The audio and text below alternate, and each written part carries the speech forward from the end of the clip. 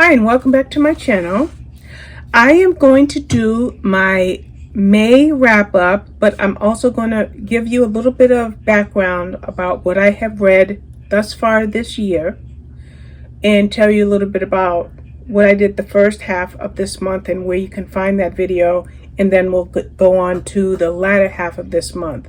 And then I think after I do this video, I might go ahead and make another video to give you the 14 books I think I've read so far in June. But let's talk about my year so far. And I know my chair needs some DW40. Sorry about that. Okay, in January, I read 51 books, and that came up to 16,081 pages to the average of 519 pages per day. Now, before I go on, if I would add up all the pages and divide them by books, my average book length is 345 pages. Although I read several 400 plus page books, but then I've read some 200 some odd page books, so my average book length is 345. But pages per day for January was 519. Then when I get to February, I went from 51 books to 22 books, a 60% drop, okay? Because I experienced something that some of you know about, some of you will never ever know about, and it hit me so hard that I lost my reading mojo. In fact, I read 7,224 pages in February to the tune of 258 pages per day. So I read half page-wise per day while I was getting my grip back after the experience that I had at the end of January. But I love reading. So what happened? In March, I moved up to 37 books. So I'm getting it back.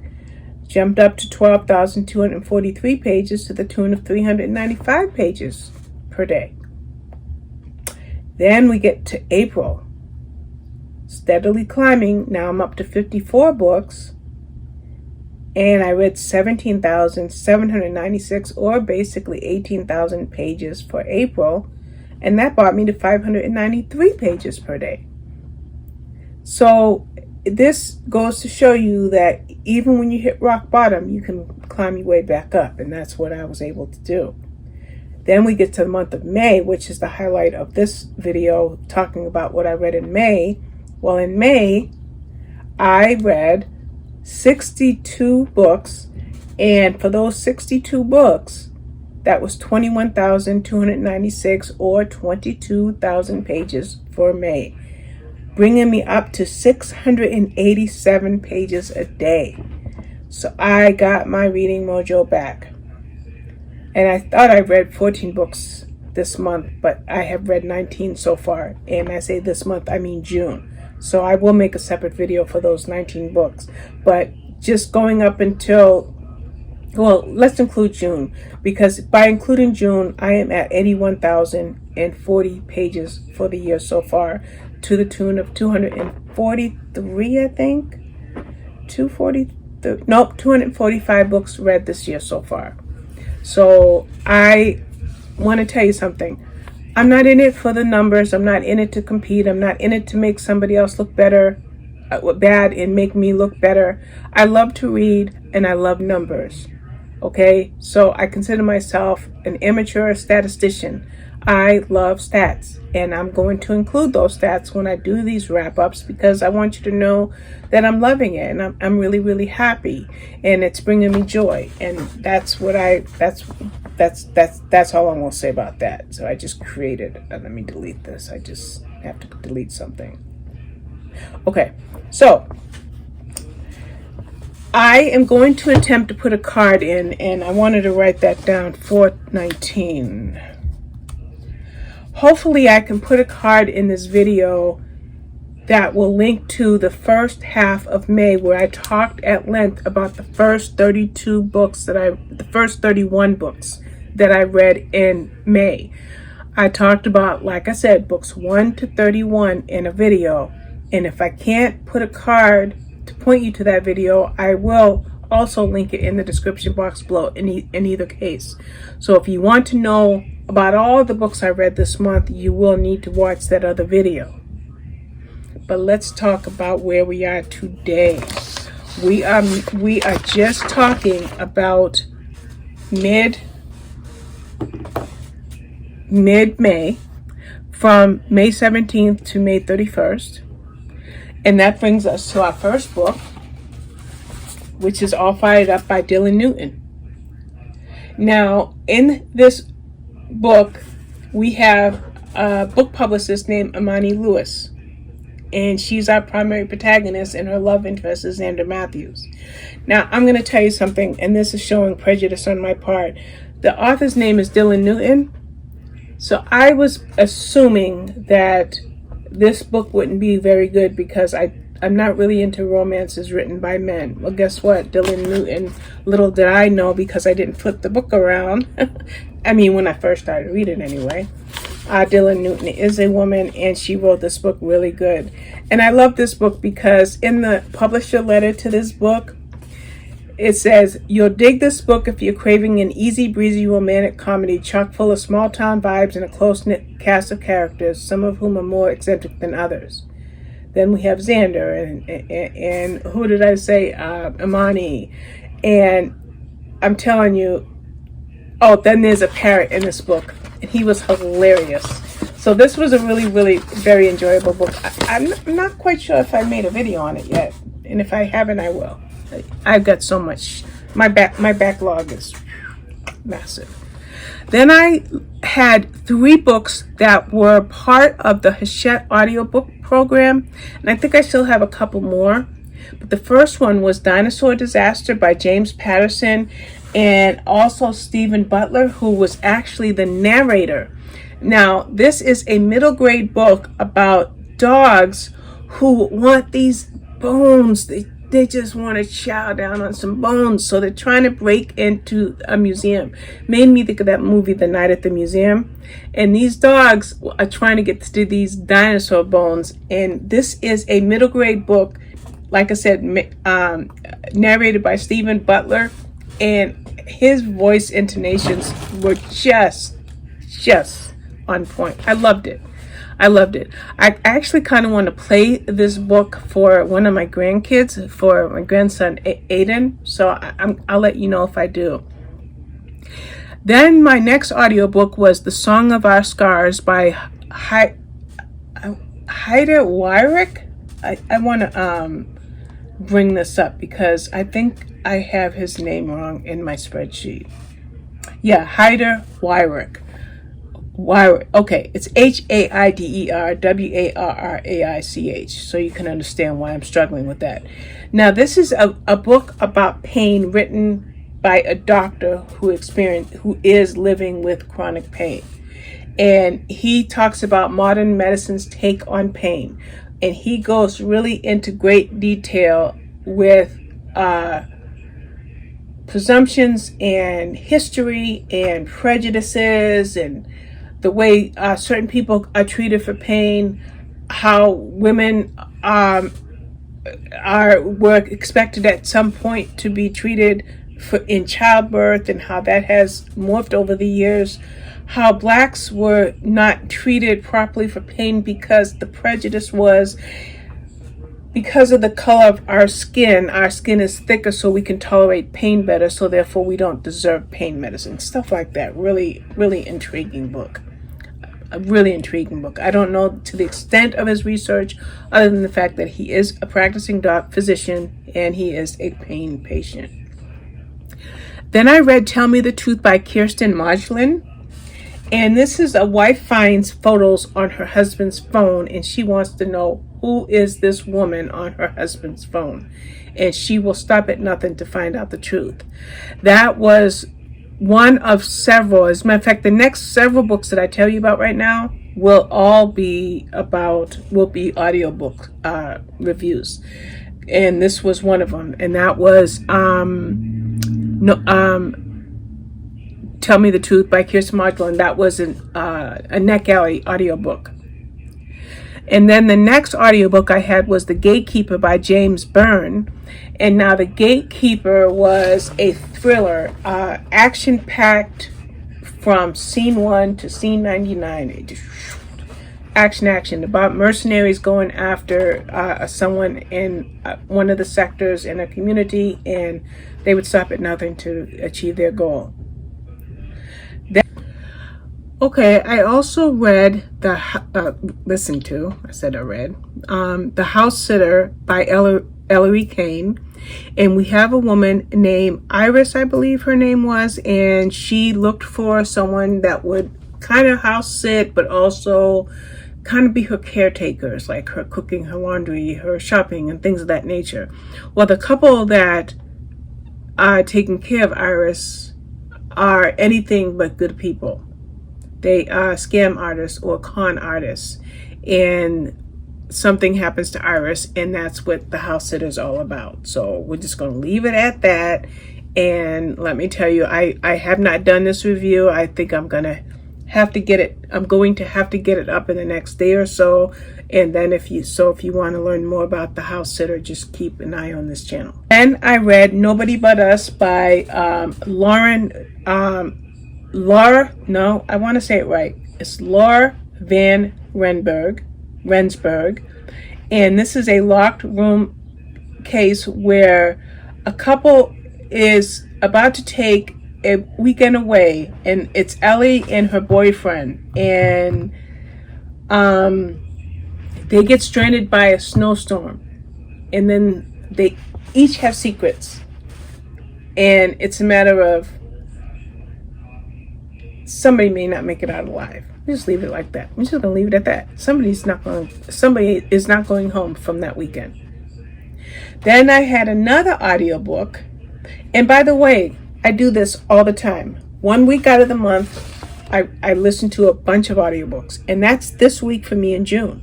A bunch of audiobooks I'll be listening to, and so it's funny because today is June 13th going into June 14th, and I'll be reading audiobooks for about a week. Well, this particular week when I was reading those audiobooks, it was May 17th through May 21st. So I do that once a month. I will listen to 6 to 10 audiobooks. And now the next audiobook I had was The Bodyguard by Katherine Center, and we have an A-list actor who, I think his name was Jack, and he was going to be doing filming in a certain area. So they hire a security team, and the security expert in charge is a woman, and she was his primary bodyguard. And I'll tell you who they are. Like I said, his name was Jack, and her name was Hannah Brooke, and her title is Executive Protection Agent. And of course, sparks fly between them. I mean, come on, it's a romance, and it's Katherine Center, so of course, So then I move on to the exciting part of my month. Remember, like I said, I take a week out of each month and I read all my audiobook arcs. Well, I also do something else. Now, I am primarily with NetGalley, and I'm also with Edelweiss. I'm with Hachette.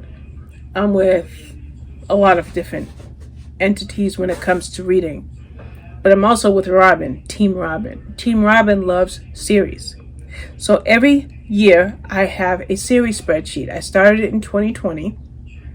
And after completing certain goals in 2020, I upgraded it for 2021. And after achieving certain goals in 2021, I upgraded it again for 2022. So, like for series, I am on time with James Patterson, Alex Cross series, Catherine Coulter's FBI series, and several other series. I'm like, all I have to do is read the next book that comes out. I don't have to do any binge reading. In 2020, I read the Leslie Meyer series, the Lucy Stone series. I read the Women's Murder Club series. I read the J.D. Robb series. And so I do this every year. I think I did the Eve Duncan series by Iris Johansson in 2020, I think. And then in 2021, I did a whole bunch of series for that year. And then whatever I don't finish, I bring into the next year. So like this year, I'm bringing in Joanne Fluke because I'm not done with that one. Sorry, I'm looking for my iPad. I'll tell you 1 second. It's just better for me to tell you than for me to guess. So for 2020, for this year, I wanted to bring in the Linda Castillo series by Linda Castillo's Kate Burkholder series, C.S. Harry, Sebastian St. Cyr, Janet Ivanovich, Stephanie Plum, MC Beaton's Agatha Raisin, Joanna Fluke, Hannah Swenson, and Vera Stanhope's, I don't know the name of the series, but it's Vera Stanhope. I don't know if Vera Stanhope is the author, but I do have like 12 books. I've got a missing line. So, what did I do for June? Well, I had, let's make it bigger. I had the Angela Marson's Kim Stone series lined up for June. So, that means that I planned on binge reading. Whenever I grab one of these series, I try to binge read. So, the first book, now, the series came out in 2015 with the first book. Now, back in 2019 and in 2020, I read books 8, 9, 10, and 11. And I might have even only read those in 2019 and never read anything else after that. But every month, every time there's a new release, I would get it from NetGalley. And then I would get the next one and the next one and the next one, with the full intent of eventually reading the whole series. Well, by the time I got around to it, Angela Marsons, our author, wrote a prequel for this series in 2019. So by me dilly-dallying to get to this series, I was able to start with the prequel and then move my way through. So the prequel book was First Blood. And here we have our detective inspector, Kim Stone. Now, Kim Stone is a hard to get along with cop. As a matter of fact, she just started with a new squad because, per normal for her, she was transferred. So now she has Detective Sergeant Bryant, Detective Sergeant Kevin Dawson, and Detective Constable Stacy. I can't remember Stacy's last name. And she also has her new boss, Woody. And Woody is a nickname.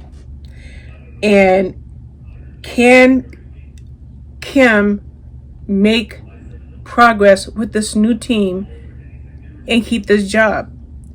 Well, before she can even get started with this, there's a body of a young man found, and now this new squad, this new team, this new unit is off to the races with their first crime.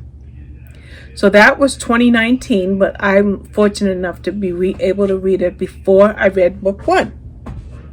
Book one was called Silent Scream. It was really, really good. Now, Silent Scream, by the time Silent Scream came out, like if you're looking at this in a sense of continuity, when it came to Kim and her team, they are starting to work together. And here, it starts off with the human remains that were found, and it brings up a cold case, but then there's something going on in present time. And that is the first book, which, like I said, was Silent Scream. Then we move on to Evil Games, book two, which Evil Games Silent Scream came out in 2015, and Evil Games also came out in 2015. And here we have a rapist who was killed in a really, really bad attack. And now Kim has to find out who is, like, is there a vigilante or whatever danger. And when she starts this, she runs right into a sociopath that we know as Dr. Alexander Thorne. Now, I would highly encourage you to read or to watch my video review of this series, because I talk about each book a little bit longer than I will in this video. And also, I have a review on my blog, and I'll try to link this stuff. I'm not sure if I will. Then also in 2015, we have Lost Girls. And in this case, we have two little girls named Charlie and Amy, and they went missing, and now Kim and her team are in a race against time to try to find those girls. Okay, as we move on to Play Dead, the next book in the Kim Stone series, which Play Dead came out in 2016, and it's book number 4. In this particular book, Kim starts off as a reluctant recipient of an award for finding Charlie and Amy, the two little girls that were kidnapped in the first book, but she'd rather get to work. And as she's trying to get to work in this book, she finds out something that's called a body farm. And facts of this case lead to her working with someone that she's not really fond of, and that is Tracy Frost, who is a reporter. And not only is Kim working with Tracy to try to figure out what's going on, because there's a serial killer at play.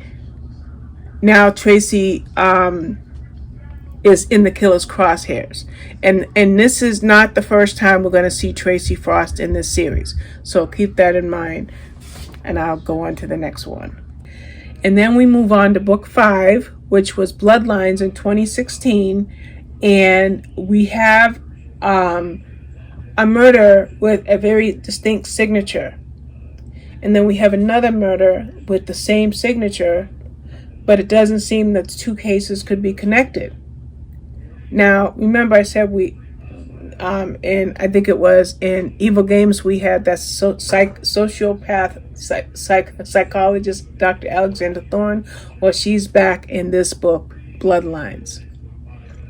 Then we have Dead Souls, which came out in 2017, and it's book number 6. And in this one here, yes, I'm cheating by looking over at my notes, but as soon as I look at the notes and then I remember. But in Dead Souls, when they were called to a crime scene, it was kind of on a boundary. So it could have been this district, or it could have been that district. Well, the powers that be told Kim and her team to work with another detective and his team. So now you have two teams working together. And if you know Kim Stone by now, you know she's not easy to get along with. And she's barely getting along with her own team, and now she's got to work alongside another team.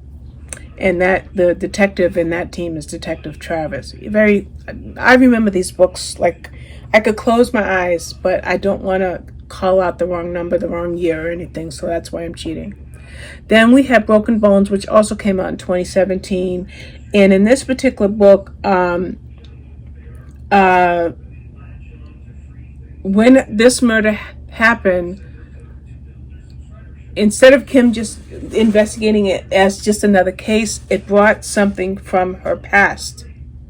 It brought someone from her past. And as you read, this is why I like series. Series provide continuity.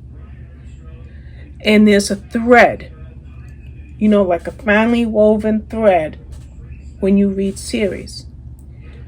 In my case, because there's so many series that I want to read that I haven't yet read, I'm able to binge read and I'm getting to see the continuity. So in this book, Broken Bones, we learn a little bit more about Kim's past than we had previously. Then we have Dying Truth, which is book number 8. And Dying Truth came out in 2018.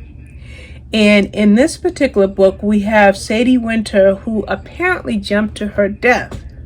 But before Kim can figure out if this young girl did commit suicide, she finds out something that leads her, guess to who? Her nemesis, Dr. Alex Thorne. Okay? That's all I'm going to say about that, because like I said, I've got an extensive video on this. Then we have Fatal Promise, which came out in 2018. And in Fatal Promise, we have Kim Stone finds out there's a murder of a doctor, and his name was Gordon Cordell. And when she is looking into this case, she's also she and her team, okay? Kim and her team are also dealing with huge loss. The huge loss took place in book 8. That's all I'm going to say about that. And then we have Dead Memories. And in Dead Memories, this book was one of the most intense books of the series for me, because somebody is recreating terrible events from Kim's past. Each crime is a signature to something that happened to Kim in her formative years. That's Dead Memories. Then we have Child's Play. And in Child's Play, okay, I had to think about this one. You have one victim, a woman who was killed, and she had a certain signature, another signature murder. This woman was a child prodigy, and that's why the book is called Child's Play. Well, other child prodigies are also being murdered.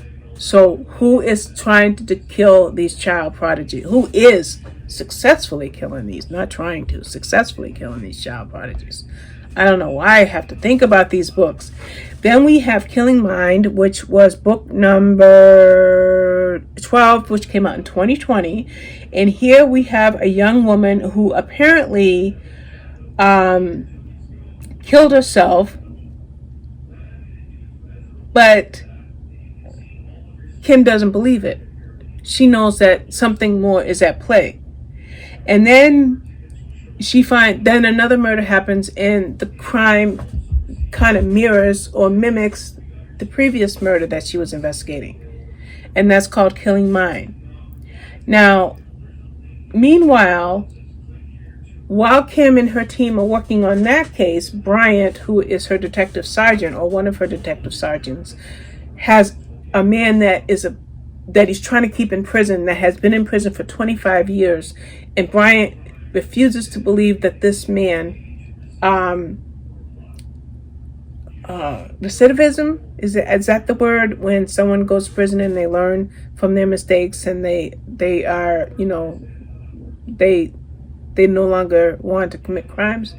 Well, Bryant is determined that this man will kill again if he's let out. So Bryant is working on that while Kim is working on her case. So the next book we have is Deadly Cry, and we start off with a woman who's shopping with a little girl, and she's murdered. Then another woman is murdered, but her 6-year-old son, and I believe his name was Archie, he's missing. So Kim is trying to find out who's committing these murders and where the little Archie is. If I'm not mistaken, that's Archie in that book. So in our next book, Twisted Lies, which also came out in 2021, Kim has a case of a man that's found, and his death was horrific. Okay, horrific. And then his family disappears. And then there's Tracy Frost, who we met, I think, in book maybe 11 or 12, or maybe even 10 or 11. Tracy Frost is a reporter, and her and Kim have history, and now Kim has to work with Tracy on his current murders. So that is what Twisted Lies is.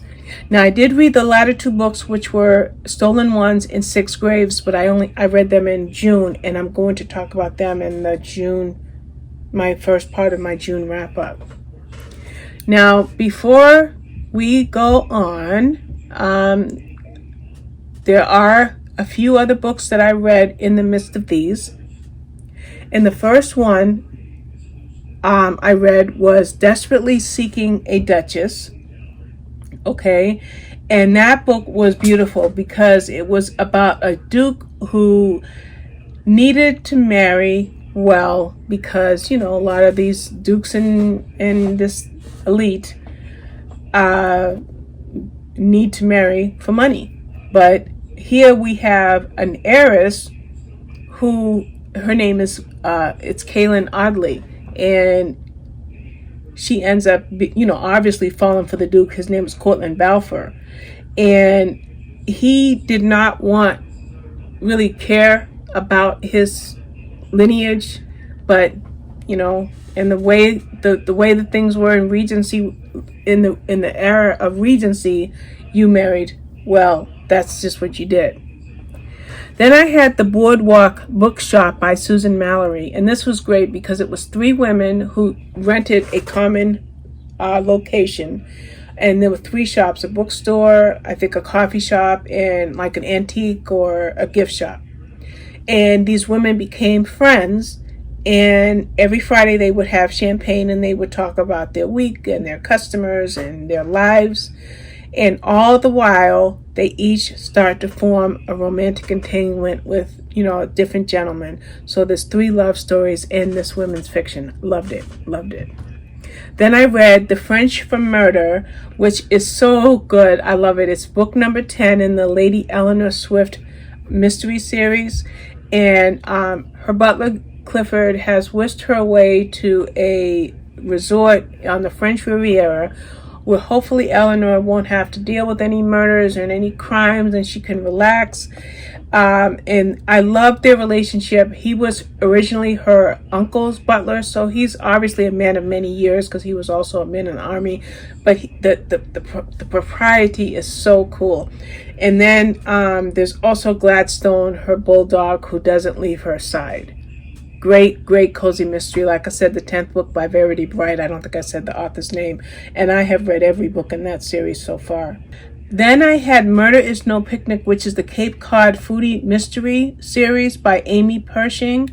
Now, because I hadn't read the first 2 books in that series, and I always try whenever I can to read books in order if that's possible. Well, I was able to read To Get a Side of Murder and also An Eggnog to Die For as audiobook copies from my library. And we have a food writer who ends up investigating a death. And then in Eggnog to Die For, it's now Christmas and Santa Claus is dead, and so our food critic, is yet again solving a murder. And then my review book, which I haven't written the review for yet, is Murder Is No Picnic. And I love that one because Sierra is now dealing with a house fire and she knows it was no accident. And I'm pretty sure this is not just a trilogy. I have a feeling the series is going to go on. And those were the last books that I read. Those were the last books that I read in May. So that's all I'm going to talk about for the video to wrap up May, to wrap up the first 5 months of this year. And then in a successive video, I will wrap up the first 20 books or so that I have read in June. So that's about it. Thank you for watching. Bye-bye.